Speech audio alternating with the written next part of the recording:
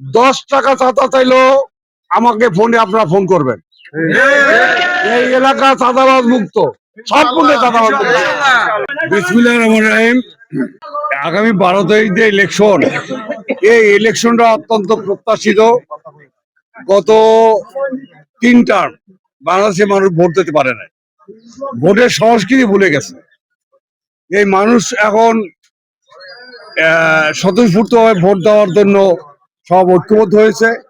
ইনশাল্লাহ আগামী নির্বাচনে শান্তিপূর্ণ পরিবেশে এই বাকরণদের জনগণ তার স্বাধীনভাবে তার মতামত ব্যক্ত করবেন এবং ভোটের পরিবেশ আবহাওয়া সুন্দর আছে।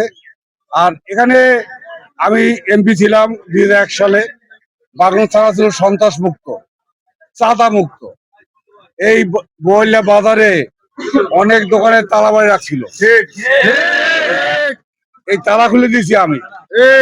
আমি এখানে বাজারে সব লোককে জানাতে চাই, 10 টাকা চাঁদা চাইলো আমাকে ফোনে আপনারা ফোন করবেন। এই এলাকা চাঁদাবাজ মুক্ত, সম্পূর্ণ চাঁদাবাজ মুক্ত।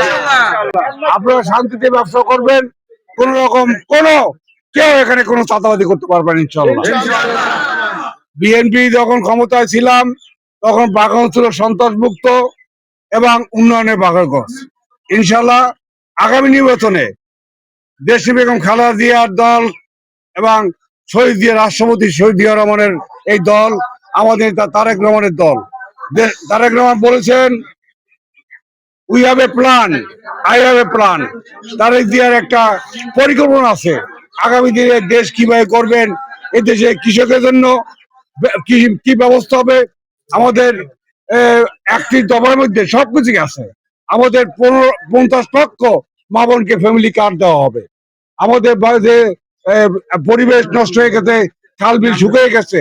জিয়া রহমান বাংলাদেশে খাল কেটে এখানে যে শস্য শ্যামলা করেছিল, ঠিক তেমনি তারেক রহমান ক্ষমতা আসলে ইনশাল্লাহ তিস্তা ব্যারেজ, পদ্মা ব্যারেজ সহ বাংলাদেশের সব খাল বিল কেটে আবার 50 বছর আগে যেভাবে বাংলাদেশ ছিল সেরকম একটা শস্য শ্যামলা বাংলাদেশ।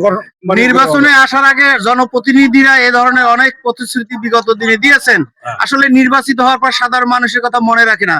বিএনপি আসলে কি করবে আগামী নির্বাচনে বিজয় হলে? তারা কি প্রতিশ্রুতি দিয়ে যাবে না বাস্তবায়ন করবে? বিএনপি প্রতিশ্রুতি বাস্তবায়নের দল। গত নির্বাচনের সময় দেশি বেগম খালেদা জিয়া এই বাগানতে কলেজ মাঠে নির্বাচনে ভোট রাতে ছিলেন। তিনি যে কমিটমেন্ট দিয়েছিলেন সেই কমিটমেন্ট 100% বাস্তবায়ন হয়েছে। এই বাগরন্দের 14টি ইউনিয়নে কোন ইউনিয়নে মানুষ ট্রলার ছাড়া আসতে পারতো না, কোন রাস্তাঘাট ছিল না।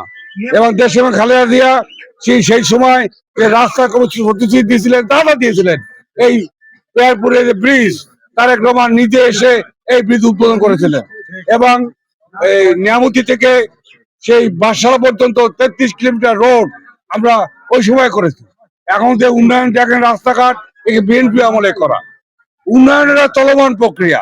আমি এটা কোনো অদা করতে চাই না। উন্নয়ন তো হবেই, দুর্নীতি মুক্ত উন্নয়ন হবে, উন্নয়ন হবে, দুর্নীতির জিরো টলারেন্স। আমার নেতা কর্মীকে আমি বলে দিচ্ছি, কেউ কোনো 2 টাকা দুর্নীতি করতে পারবে না। তারা ব্যবসা বাণিজ্য করে খাবে।